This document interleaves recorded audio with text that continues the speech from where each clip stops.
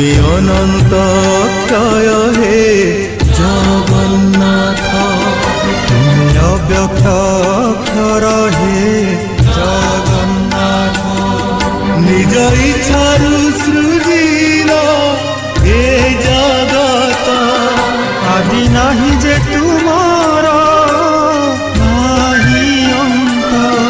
তুমে পবিত্র ওঙ্কার চির সত্য।